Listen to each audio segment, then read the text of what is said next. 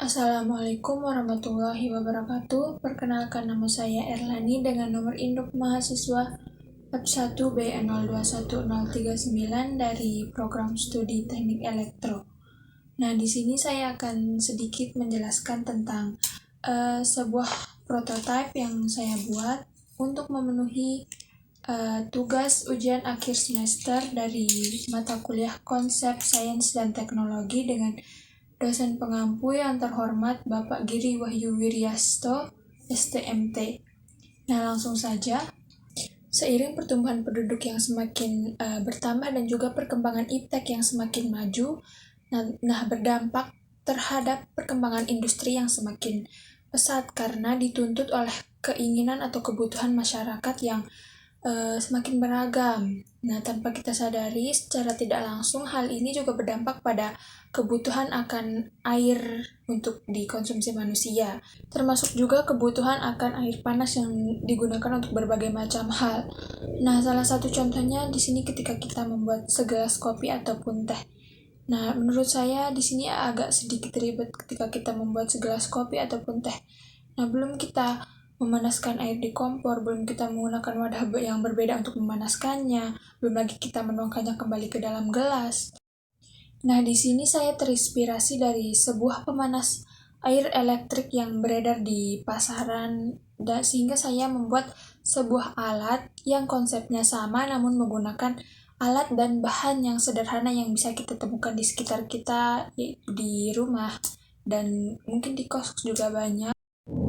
Prinsip kerja dari alat ini menggunakan hukum Ohm. Dengan alat ini saya berharap kita semua atau masyarakat ataupun orang-orang yang mungkin menonton video ini, saya berharap agar kita semua lebih berpikir kreatif untuk memanfaatkan alat-alat yang ada di sekitar kita yang kurang berguna menjadi alat atau barang yang lebih berguna tentunya.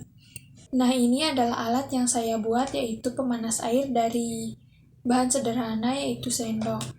Nah, prinsip kerja alat ini seperti yang saya katakan tadi menggunakan hukum Ohm dengan bahan-bahan yang sederhana yang bisa kita dapatkan di sekitaran rumah. Alat-alat yang saya gunakan hanya dua, yaitu silet dan juga obeng ini. Nah, sementara itu bahan yang saya gunakan untuk membuat alat ini yaitu sendok. Saya rasa di rumah pasti ada sendok. Dan juga ini saya menggunakan kabel sisa.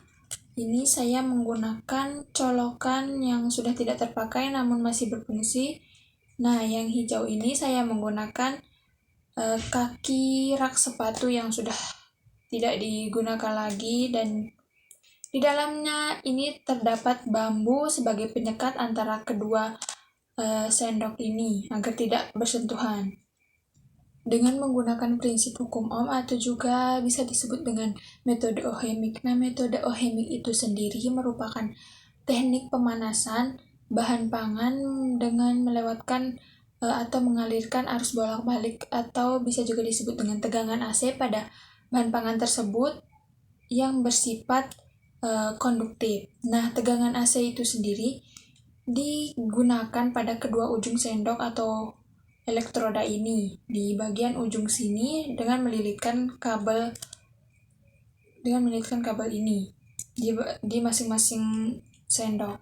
Besarnya daya listrik dapat divariasikan dengan mengatur jarak antar kedua sendok ini. Semakin renggang jarak antar kedua sendok, maka proses pemanasannya akan semakin lambat namun menggunakan daya listrik yang kecil.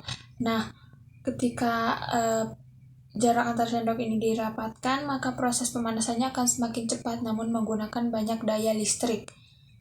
Nah, perlu diperhatikan di sini, menurut pengalaman saya saat mencoba alat ini, jangan pernah merekatkan atau menempelkan kedua sendok ini karena itu akan menyebabkan konsleting listrik. Nah, di sini saya akan memperagakan cara menggunakan alat ini. Langsung saja, tinggal dicolokkan, lalu ini dicelupkan ke dalam segelas air. Nah, waktu yang dibutuhkan untuk memanaskan air ini kurang lebih 1-2 menit. Namun jika ingin sampai berbuih, bisa sampai 3 ataupun 4 menit.